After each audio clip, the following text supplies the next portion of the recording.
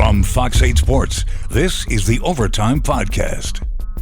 From the brand new Fox 8 studios here in New Orleans, this is the Fox 8 Overtime Podcast. I'm your host, Sean Fazende, riding shotgun as he does each and every podcast. Is Andre Johnson Jr. Not forget the Jr. It's very important to remember the JR at the end of the name. Before we get into today's content, be sure to like, to share, to rate, to review. If you are watching us on YouTube, hit that subscribe button. Get the bell notification for when we drop that fire content. Also, hello to the Gulf Coast Sports and Entertainment Network. Glad you have found us here.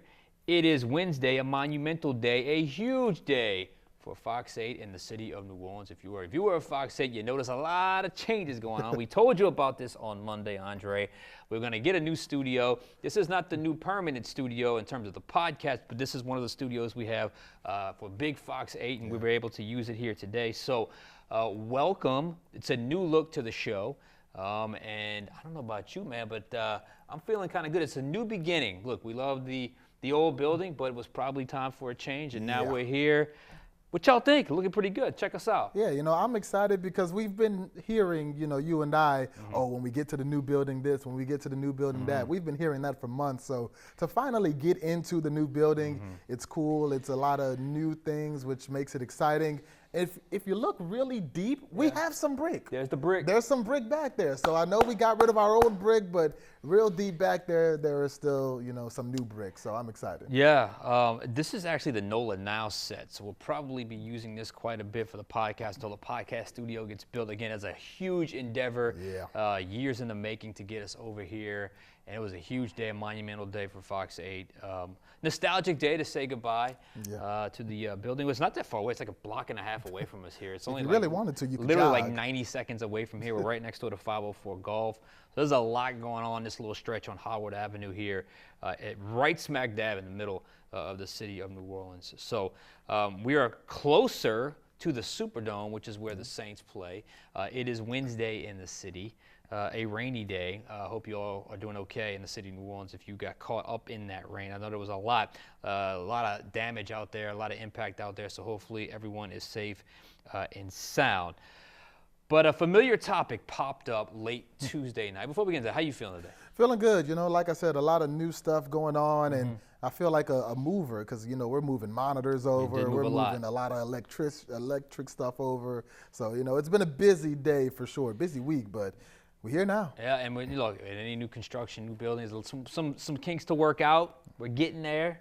It's only day one. It's going to get better and better and better, but glad you are here with us today. Let us know what you think of the set. Why not? Leave a comment down in the comment section. All right, Andre, that topic keeps popping up. His name is Derek Carr. They play right down the street and over the interstate from over the I-10 in the Superdome. And we've been waiting for more information. More information somewhat revealed via via tweet. Why did I say text message? Via tweet from Jane Slater of the NFL Network. And of course, it's provided some information, but still not crazy clear, but it's enough to talk about, and that's where we're going to go with the big picture here today. Yeah, Jane Slater from NFL Network tweeting out some information about Derek Carr, a lot of information actually. We'll start with this. Number one, Derek Carr has been to New Orleans twice in recent weeks to meet with the team doctor at the facility. Number two, he believes that he injured his throwing shoulder in the same game that he hurt his left wrist, which would be week 4 against the Giants when he tried hurdling a defender going out of bounds. Number three, why are we just figuring out all this now? Well, that's because he didn't start meaningfully throwing until this spring as he ramped up for off-season work, and that's when he kind of noticed that his shoulder was feeling off. Before that, Jane Slater from NFL Network is told that he only threw a bit in a walkthrough with a fake football to some injured players and Alvin Kamara. So he really didn't get a chance to come back and really push it because the Saints got eliminated and were out of playoff contention, so they were sitting players, Carr being one of those players. Number 4, the obvious question. If you need surgery, why not go get surgery? It sounds like he would rather not get that surgery because he's already had surgery before on that arm, and they are still trying to navigate what they want to do with that decision. Number 5, the Saints are trying to decide what's best for the team and whether Derek Carr is still actively trying to make the best decision for his shoulder. The Saints still have to watch out for themselves. Number 6, The last point, a decision either way will be made sooner rather than later. All of this coming from James Slater from the NFL Network. So a lot to unpack there, Yes. Sean, but getting some of that new information, a few of the questions that we've had for the Saints and for Derek Carr now answered, does that change how you feel about it? No, I think this is the next stage, and eventually this had to come. And look, we were going to have this topic about Derek Carr today, regardless of the new information. But let's start with the new information. According to that report, Derek Carr, one piece of that tweet or post, Derek Carr has been in New Orleans twice in recent weeks. That's big. That's a huge bit of information. Certainly that seemed like it should be obvious, right? Starting quarterback, potentially season-ending injury, organizations, likely medical department getting an up-close look at the $40 million shoulder, right?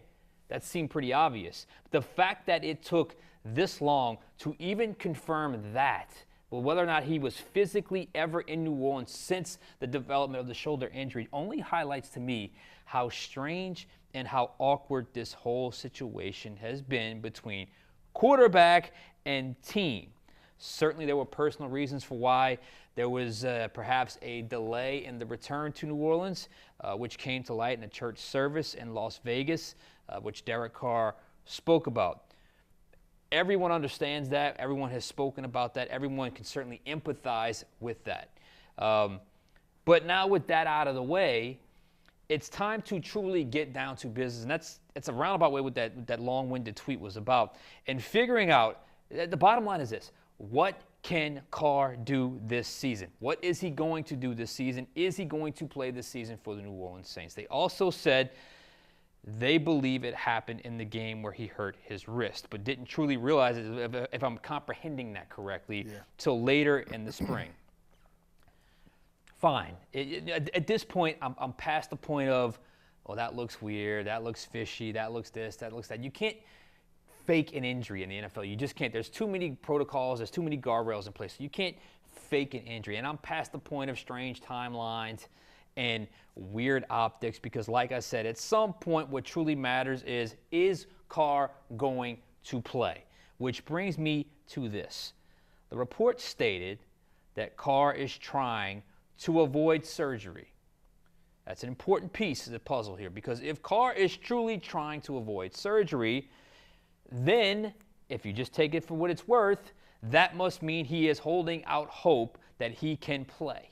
If he's trying to avoid surgery, obviously, because if you have the surgery, depending on, again, we don't know exactly what the injury is, but if there's a shoulder injury for a right-handed quarterback, probably on the right shoulder, we can only assume, probably out for quite some time, if not the entire season.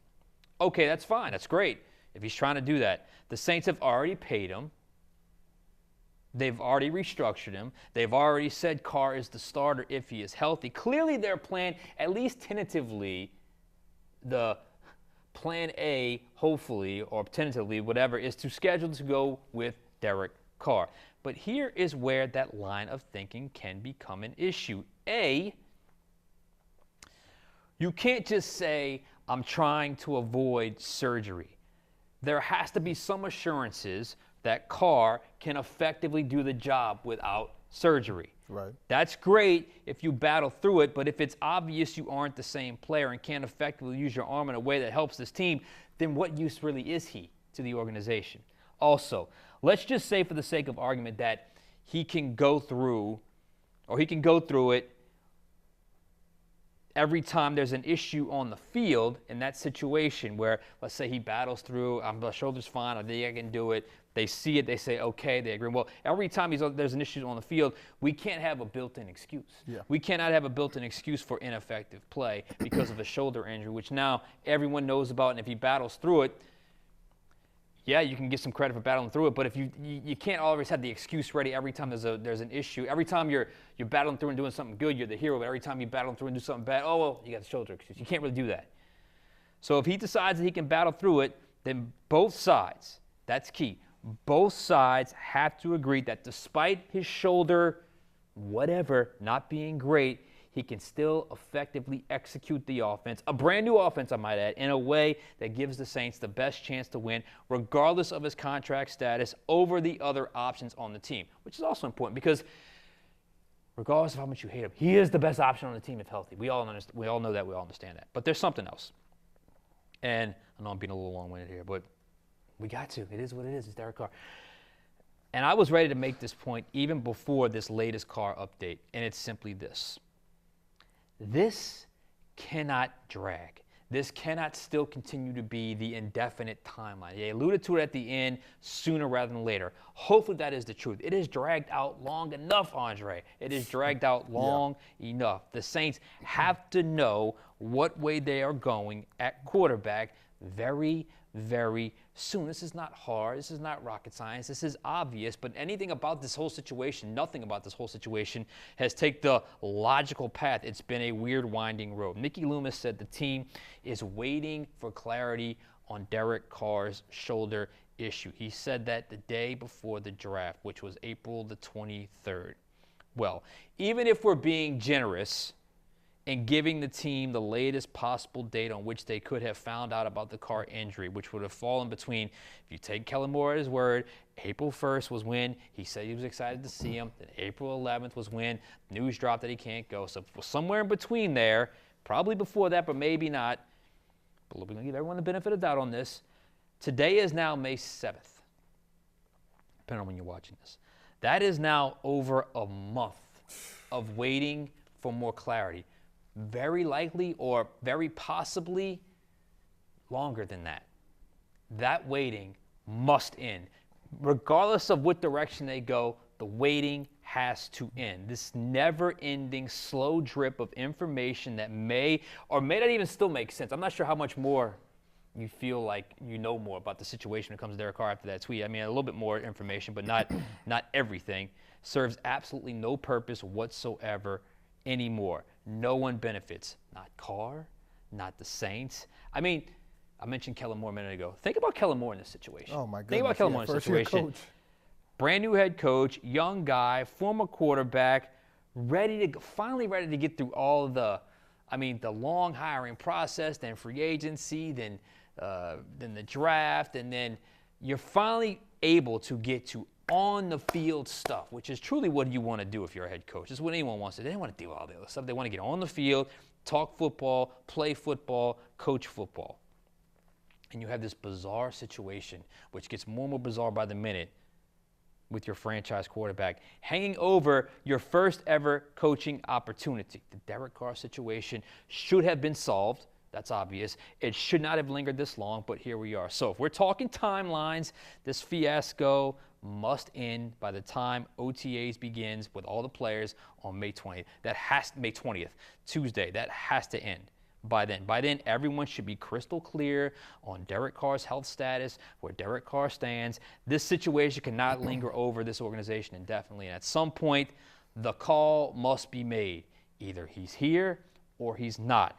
This Derek Carr limbo must come to an end ASAP. I know that was long, but anyway, what you got? Honestly, Sean, every time we get details about the Derek Carr situation, to me, he comes across a little more tone deaf because Derek Carr, the person, he has to make the right decision for him. I get it. You've had, surgery on the shoulder once. You don't want to do it again. You've got to make the best decision for you, not just in your career, but post-career.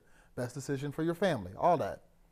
But as one of those points said, the Saints also have to make the best decision for the Saints.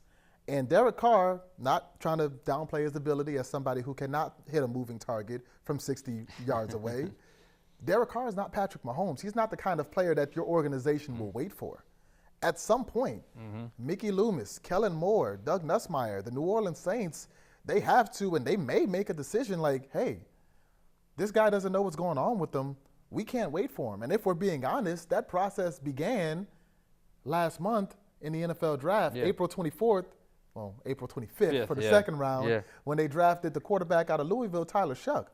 Tyler Shuck is coming to that Saints facility this weekend for rookie minicamp. He will be, assuming everything goes well, he will be on airline on the 20th for OTAs. He will be on airline June 10th for mandatory minicamp. You have a quarterback drafted in the second round. He's not a first-round investment, but he's a guy who the new first-year head coach, who was a former quarterback, clearly believes in to some degree. I mean, there's not even a guarantee if Derek Carr does come back and start week 1, that he would start throughout the season. Exactly. Because when you invest that much into a quarterback like Tyler Shuck, someone who's already going to be 26 years old in their career, you want to see if that guy's got it. You know, Tyler Shuck might have taken the job from Derek Carr eventually anyway. So we've talked about Tyler Shuck beating out Spencer Rattler. At some point, Derek Carr, the guy who has this job right now, has got to come defend his quote-unquote title against a young, highly drafted rookie that is in the building and looking to play early, you know? So it comes across as tone deaf for Derek Carr because, like you said, we've been doing this for over a month now. What's going on with the shoulder? What's this? What's that? Has he been to the city? It took a church sermon for us to hear from Derek Carr for the first time, and now we're still getting little details here, little details there. Time ticking. Well, the time is now. ticking. The time is now. Exactly. And where it gets complex, and this is why I can somewhat understand the Saints waiting it out because they kind of have to a point, because they already restructured him. The key question is, like, okay, did this flare up before or after the restructure? Because it certainly doesn't look good if you restructured him after you knew about the shoulder injury. Yeah. If you're Derek Carr, now I know they didn't have to check with him to restructure. It was built into his contract where they could have just restructured.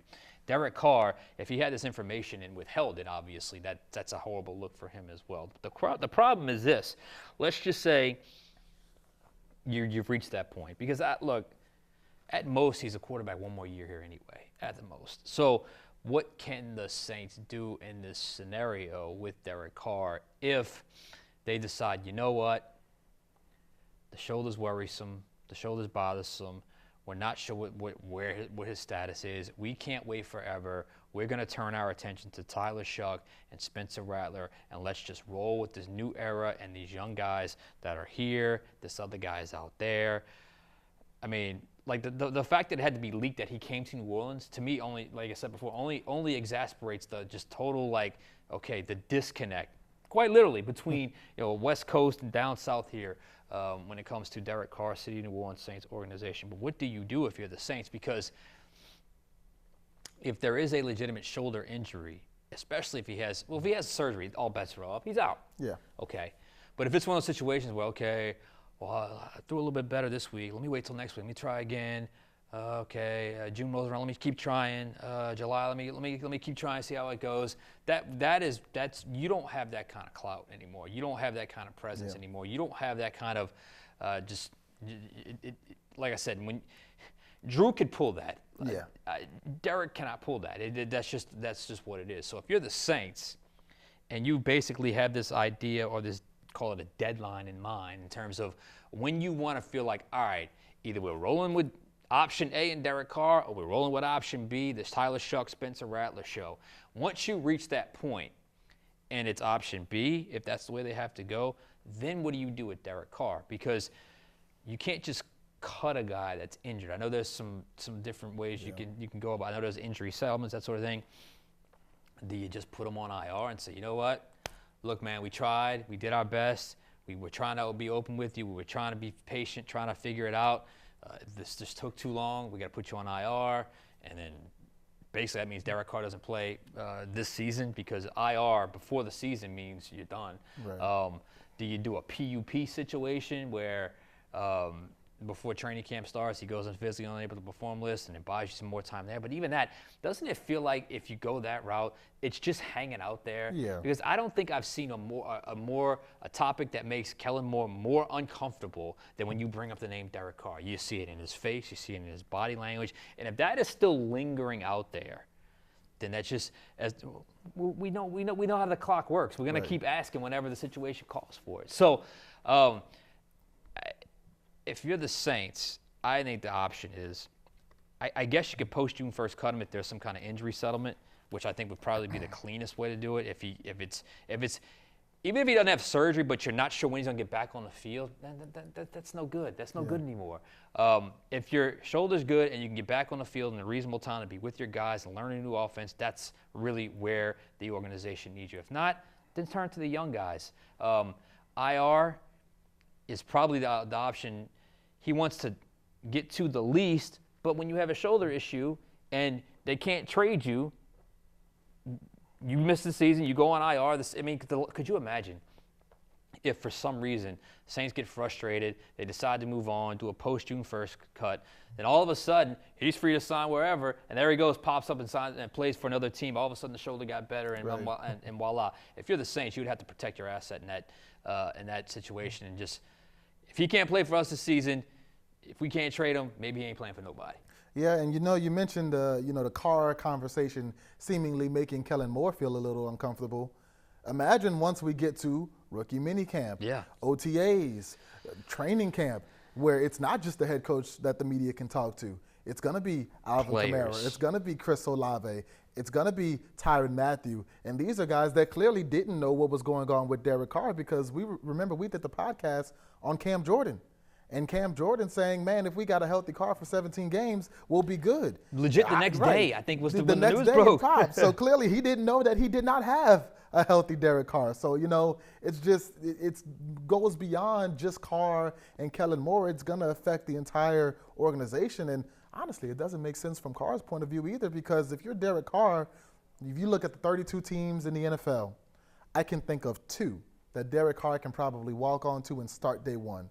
That being the Saints, and that being the Pittsburgh Steelers, who are going to have a battle right now between Will Howard and Mason Rudolph. Yeah, Mason Rudolph, and I think they have Skylar Thompson or something else in that room. So, yeah, the Saints and the Steelers, that's probably the only teams that Derek Carr can start for. It's not like you've got 10 teams to where if he became a free agent, they're going to be begging him to come there and start for their teams. If this doesn't work out in New Orleans for Derek Carr, and we talked about this before, he's a career backup now at best. He's a vet, a mentor, so to speak. So for Derek Carr, it would behoove him to figure this thing out and get on the field sooner than later as well. Like right now you've got the future of Carr and you've got the future of the Saints hanging in the balance. And if you're the Saints, you got to see what you have in Tyler Shuck and Spencer Rattler, because I've said I don't expect them to be very good next year. I expect them to have a top 5, top 10 pick. And when that pick rolls around, you need to know, hey, we've got something here in these quarterbacks, we're going to address something else, or we need to go quarterback with this first-round pick because the guys that we have don't have it. Yeah. Those are all, it's all reasonable points to make. But then there's, this is why I always left myself that 10% option. What if it all clears out, he's able to battle, like I said, battle through it now. He battled through it enough to where he and the Saints feel confident he can start. The Saints are kind of stuck in that scenario. The Saints are not going to opening day choose Shuck over Carr after what they did with the contract and what they did to pay him. Now, at some point, it could go to that. It can get moved to Tyler Shuck. But if it works out to where Derek Carr, the shoulder's fine, in a proper amount of time, then I think the Saints are also, decisions already been made that they would have to go roll with Carr in that scenario, which I know would upset this fan base immensely, and they would let us all know about it. Boo! That's what you'll hear. But you know what? You just got to weather the storm and go through it at that point. But I do know this, and it's something that we talked about after the season. And my biggest issue with Derek Carr is this little weird timeline aside. 2 seasons he played, it wasn't his football, it wasn't the body language, it wasn't the arguments with the teammates. It was 100% what? His durability. Yep. And a guy that had no durability issues all of a sudden has just had a collection of them since he got to New Orleans. So that, to me, even if he is able to go cleared, healthy, you roll with him, there's still a very realistic chance whoever's number 2 is going to play either for poor performance or the fact that Derek Carr has proven he has not been able to stay healthy since he's been in New Orleans. Yeah, I think even if he does, he doesn't get shoulder surgery, he comes back, he starts week 1. I don't know how long he lasts. I think Drake May last year was starting by week 4 or 5, and let's say Derek Carr comes back week 1. We know what the dome is going to sound like. Yeah. He starts 1-3. How long? Yes, but at the same time, Andre. But what if he plays okay like he did to start last season? What if he plays pretty good? What if he plays pretty good? Then, hey, you just got to keep it rolling. And then the blues will subside, and everybody will change their course of thinking. So I think in that scenario, despite it as much of a distraction as it has been, if somehow he clears the hurdle and he's able to go, I don't think the Saints have a choice. In fact, Mickey Loomis already said if he's healthy, he's going to go. Yeah. But don't you get the feeling that when the discomfort from Kellen Moore, the abrupt nature from Mickey Loomis, don't you kind of get the feeling that they kind of already know? That they kind of already know how this movie's going to end, how this book is going to end, and it's probably going to end with Derek Carr's probably played his last game in New Orleans. Yeah. Don't you feel like? I told you I felt like that 99% chance that Carr's played his last game in New Orleans, just because I genuinely don't see how you come back from this. Like, there's been so much discourse, there's been so much, whether it's a misunderstanding or a lack of communication, whatever it is, Derek Carr taking shots at a Las Vegas church sermon. Like, there's been so much that's been weird and strange. I've never seen anything like this in football. I mean, I've never seen anything like this. I don't know how two sides, after all of this, come back together and try to play and win football games together. And then there's also this. Let's just say this is all. It's legit. It's healthy. And again, health. They discovered it late. Then you go back to that scenario, kind of like with Michael Thomas. Ironically, since that's the one teammate that's vocal about his hatred for Carr, where you just mistimed the timing of a surgery, and it likely could potentially cost you a season. We only got about 30, 40 seconds left. Anything you're looking forward to with Saints rookie minicamp this weekend? Rookie minicamp, obviously the big story is going to be Tyler Shuck, how he adjusts. Now, you can't really see much. He's really just going to be making a few throws. But I'm kind of curious to see some of the other guys who are going to go under the radar a little bit, but still have a good chance to start day one, like maybe Quincy Riley, Danny Stutzman, obviously the first-round draft pick, and Kelvin Banks Jr. Those are the guys I'm looking at. I'm going to look at Kellen Moore. I want to see.